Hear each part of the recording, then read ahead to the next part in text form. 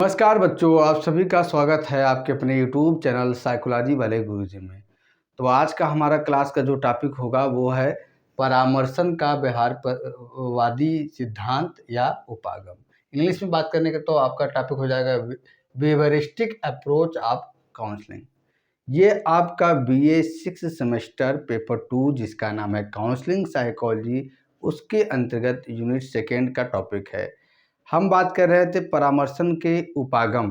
परामर्शन के उपागम में पहला उपागम जो है मनोविश्लेषणात्मक उपागम, इसके बारे में हमने पिछली वीडियो में चर्चा कर दिया है। अगर आपने वो नहीं देखी तो आप चैनल में विजिट करिएगा, सभी सेमेस्टर के प्लेलिस्ट बने हुए हैं, वहाँ से आप देख सकते हैं।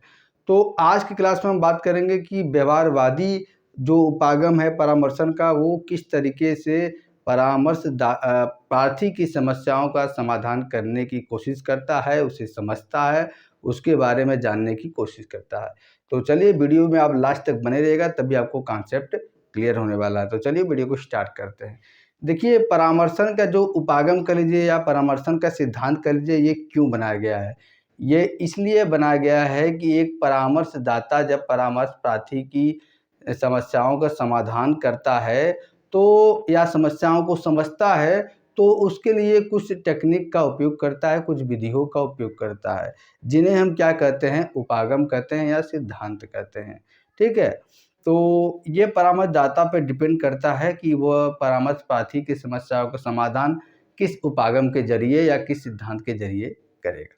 तो मनोविश्लेषणात्मक सिद्धांत अपना दृष्टिकोण बताता है परामर्श प्रार्थी की समस्याओं को समझने और उसका समाधान करने के लिए, लेकिन व्यवहारवादी सिद्धांत क्या बताता है, इस पर हम गौर करते हैं। देखिए, व्यवहारवादी सिद्धांत के अंतर्गत क्या आता है, परामर्श प्रार्थी के अवलोकनीय व्यवहारों पर जोर दिया जाता है। यानी कि जो व्यवहारवादी उपागम है वो परामर्शन का, वो ये कहता है कि परामर्श प्रार्थी के जो व्यवहार है उसका निरीक्षण करके उसकी समस्याओं का समाधान किया जा सकता है, पहली बात। दूसरी बात, इसके अंतर्गत लोगों के व्यवहार संबंधी समस्याओं के समाधान के लिए अनुबंधन, पुनर्बलन और अधिगम अध्ययनों का उपयोग करके व्यवहार उपागम की अनेक तकनीकों का विकास हुआ है। यानी कि इस उपागम के अंतर्गत जो लोगों के व्यवहार संबंधी समस्याएं होती हैं उनका समाधान करने के लिए एक परामर्शदाता अनुबंधन, पुनर्बलन, अधिगम अध्ययन आदि का उपयोग करके क्या है, अनेक प्रकार के टेक्निक डेवलप हुआ है, उसका क्या है, वो मदद लेता है। यानी कि आप समझ लीजिए कि ये जो उपागम है इसमें किन समस्याओं का समाधान किया जाता है, व्यक्ति के व्यवहार संबंधी समस्याओं का। जो व्यवहार करता है उसमें कोई समस्या आ गई तो वो उसके समाधान क्या है, सुलझाता है यह उपागम। और कई टेक्निक इसमें डेवलप किया गया है, किन किन कॉन्सेप्ट से, अनुबंधन से, पुनर्बलन से और अधिगम से। दूसरी बात हो गई। तीसरी बात, व्यवहार उपागम का अधिक सार्थक विकास क्या है, वोल्पे 1958 द्वारा प्रतिपादित विसंवेदीकरण तकनीक प्रस्तुत किए जाने के फलस्वरूप। यानी कि जो व्यवहारवादी सिद्धांत या उपागम है इसका जो है, जो मान लीजिए सही अर्थ में विकास कब हुआ, जब वोल्पे 1958 ने विसंवेदीकरण टेक्निक प्रस्तुत किया। और विसंवेदीकरण टेक्निक क्यों प्रस्तुत किया, परामर्श प्रार्थी की समस्याओं का समाधान करने के लिए। आगे इसके बारे में डिटेल में बात करेंगे। ठीक, अगली बात हम देखते हैं, बंडूरा के प्रतिरूप सिद्धांत और प्रतिगम अधिगम विधि ने परामर्शदाताओं का ध्यान आकर्षित किया। यानी कि बंडूरा ने जो प्रतिरूप सिद्धांत प्रतिपादित किया था और प्रतिगम अधिगम विधि प्रतिपादित किया था, इस तरफ क्या है, जो काउंसलिंग करने वाले काउंसलर थे उनका ध्यान आकृष्ट हुआ और उन्होंने इस टेक्निक को भी यूज में लाया। किस लिए, परामर्श प्रार्थी की समस्याओं का समाधान में। तो ये कुछ की फीचर थे जो हमने व्यवहारवादी सिद्धांत के बारे में आपको बताया। अब हम जानते हैं कि व्यवहारवादी सिद्धांत या उपागम की मान्यताएं क्या होती है, यानी कि एजम्पशन ऑफ बिहेवियरिस्टिक अप्रोच। तो सबसे पहला ये मानता है व्यवहारवादी सिद्धांत कि व्यक्ति की समस्त अनुक्रियाएं क्या होती है, अर्जित होती है। यानी कि उससे व्यक्ति क्या है, सीखता है, जन्मजात नहीं होती है, जन्म से ही नहीं व्यक्ति माँ के कोख से सीख कर आता है, बल्कि क्या है, उसे वो अर्जित करता है। ठीक है, और इसका निर्धारण पुनर्बलन में पुरस्कार एवं दंड व्यवस्था के अनुसार होती है। ये सबसे पहला मान्यता इसका है, ये कह रहा है कि व्यक्ति समस्त व्यवहार क्या है, सीखता है, समस्त अनुक्रिया सीखता है। और इसका निर्धारण कैसे होता है? पुनर्वलन, इसमें पुरस्कार एवं दंड व्यवस्था के अनुसार होता है। ये कैसे होता है? जैसे बच्चा है, किसी से मारपीट कर लिया और आया आपके पास, तो आपने क्या है उसको डांट दिया, तो वो समझ जाएगा कि मारपीट करना क्या है? गलत व्यवहार है। तो उस व्यवहार को क्या है? दंड के परिणाम स्वरूप क्या है? उस व्यवहार को वो उस व्यवहार को वो छोड़ देगा। और यदि आपने बच्चा मारपीट करके आया, आपने शाबाशी दे दी, पीठ थपथपा दी, तो क्या हो गया? वो पुनर्बलन का काम उसके लिए किया। अब पुनर्बलन में क्या? उसको रिवार्ड की, जब हम मारपीट करके आ रहे हैं तो हमारे पेरेंट्स द्वारा हमें क्या है? वाहवाही दी जा रही है, तो एक रिवार्ड का काम करेगा, तो व्यक्ति क्या है? उस व्यवहार को ग्रहण कर लेता है। दूसरी मान्यता इनका है, अधिगम के लिए व्यक्ति के व्यवहार का प्रत्यक्ष पुनर्बलन जरूरी है। ये कहते हैं कि अगर सीखना जो है, उसके लिए जो व्यक्ति का व्यवहार है उसका प्रत्यक्ष पुनर्बलन जरूरी नहीं, यानी कि डायरेक्ट रीइंफोर्समेंट जरूरी नहीं है। ये कह रहे हैं कि अगर व्यक्ति को सीखना है, तो देखिए सीखना दो तरीके से होता है। पहले तो बाह्य पुनर्बलन होता है, बाहरी वातावरण में जो व्यक्ति जैसा व्यवहार करता है उसको देखकर वो ऑब्जर्व करके सीखता है। दूसरा क्या है? आंतरिक पुनर्बलन भी होता है, मतलब जो घटनाएं हो रही हैं उसे क्या है? व्यक्ति अंदर महसूस करके उस व्यवहार को अपने आप में क्या है? निखार लेता है। तो ये कह रहा है कि इसके लिए जरूरी नहीं है कि डायरेक्ट पुनर्बलन होना है, यानी कि व्यक्ति कोई काम करके आया तो उसे क्या जरूरी नहीं कि शाबाशी पे थपथपाए, ये दिया ही जाए तभी वो व्यवहार सीखेगा। इसमें क्या है? जब वो नंबर सीख कर आएगा, जो नंबर अच्छा लेकर आएगा, तो क्या है? उसको दिखेगा कि जो नंबर अच्छा लेकर आता है तो उसे क्या है? अच्छा समझा जाता है और उसका शाबाशी वाहवाही होता है, तो वो भी एक तरह से वो सीख लेता है। ये इनडायरेक्ट पुनर्बलन से भी व्यक्ति सीखता है। तीसरी मान्यता है, समस्या व्यवहार का विकास आवश्यक एवं उचित अनुक्रिया के अधिगम की विफलता के कारण अथवा अनुचित अनुक्रिया प्रणाली का अधिगम होने के कारण। अब ये करा कि व्यक्ति के अंदर जो समस्यात्मक व्यवहार होता है उसका विकास कैसे होता है?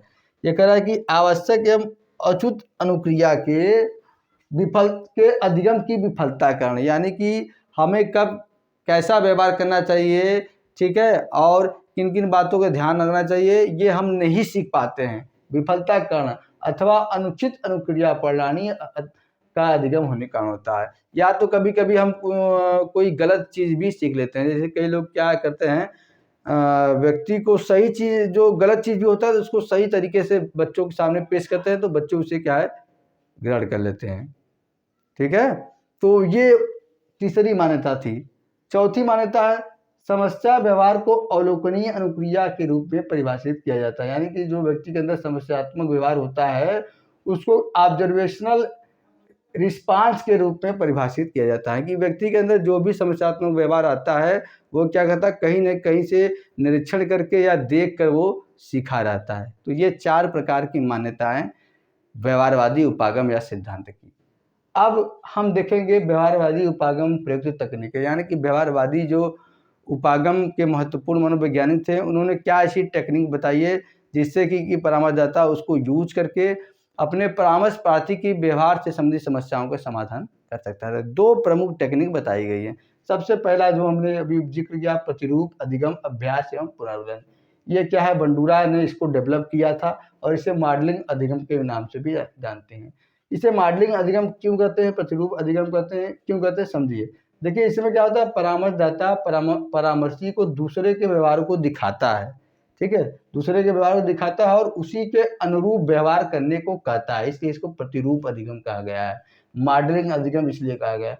और फिर परामर्शी उस व्यवहार का अभ्यास करता है, बार बार अभ्यास करता है, ठीक है। और ये जरूरी नहीं कि हर बार अभ्यास सही हो, तो अभ्यास में क्या है, कुछ गलतियां भी हो सकती है, तो इसके लिए जो परामर्शदाता होता है वो क्या है, उसको बार बार पुनर्बलित करता है, जिससे क्या है, व्यक्ति जो मॉडल का व्यवहार है, यानी जिसका व्यवहार वो देख कर सीख रहा है, वो व्यवहार क्या वो करना सीख जाता है। तो इसे क्या कहा जाता है? प्रतिरूप अधिगम अभ्यास एवं पुनर्बलन टेक्निक।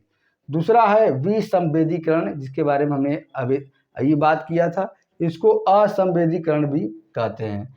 तो इसमें क्या होता है, इसमें मेन जो चिंता एवं भय से ग्रस्त लोग होते हैं, ठीक है, चिंता एवं भय से उत्पन्न करने वाले उद्दीपकों के प्रति व्यक्ति की संवेदनशीलता को चरणबद्ध रूप से कम करने का प्रयास किया जाता है। इसमें मेन उन परामर्श प्रार्थियों को रखा जाता है जिससे क्या है, चिंता एवं भय उत्पन्न होता है विभिन्न प्रकार के उद्दीपकों को देखकर। तो इनके जो चिंता और भय से संबंधित उद्दीपक हो उसको क्या है, एक चरणबद्ध तरीके से क्या है, एकदम कम किया जाता है। इसमें सबसे पहले रोगी को शिथिलीकरण का में अभ्यास किया जाता है। शिथिलीकरण मतलब एकदम अपने शरीर को एकदम रिलैक्स करने की टेक्निक सिखाया जाता है, और सिखाने के बाद उसको क्या, चिंता एवं भय से संबंधित क्या है, समान उद्दीपक प्रस्तुत किया जाते हैं और उसे क्या कहा जाता है, उसका सामना करने के लिए कहा जाता है। ठीक है, तो जब बार बार अब ये करवाया जाता है तो वो क्या है, उससे जो समान उद्दीपक उत्पन्न उसके सामने प्रस्तुत किए थे, उन्होंने क्या है, उसे चिंता एवं भय उसके अंदर नहीं होते, फिर धीरे धीरे क्या है, उसकी मात्रा बढ़ाती जाती है। इससे क्या होता है, अंत में ये होता है कि जो परामर्श प्रार्थी होता है उसके अंदर चिंता एवं भय नहीं उत्पन्न होता है। कोई भी उद्दीपक ऐसा देखे जिससे चिंता एवं भय उत्पन्न होता है। इसी को हम विसंवेदीकरण यानी कि असंवेदीकरण भी कहते हैं। तो चलिए आज का क्लास यही तक। आज के क्लास में हमने आपको बताया कि परामर्शन का व्यवहारवादी उपागम या सिद्धांत क्या है और किस तरीके से परामर्शदाता इसका यूज करके परामर्श प्रार्थी की समस्याओं को समझते हैं और उनका क्या है, निदान करते हैं या समस्याओं का समाधान करते हैं। तो आशा करते हैं आज का क्लास आपको पसंद आया होगा। पसंद आया तो वीडियो को लाइक कर दें। अगर चैनल को पे आप नए हैं, चैनल को अभी तक सब्सक्राइब नहीं किया है तो अभी चैनल को जरूर से सब्सक्राइब कर दें और वीडियो को ज़्यादा शेयर करें अपने उन मित्रों के साथ जो मनोविज्ञान के स्टूडेंट है। तो चलिए आज का क्लास यहीं तक, मिलते हैं अपने नेक्स्ट क्लास में। तब तक लिए आप सभी का बहुत बहुत धन्यवाद। जय हिंद, जय भारत।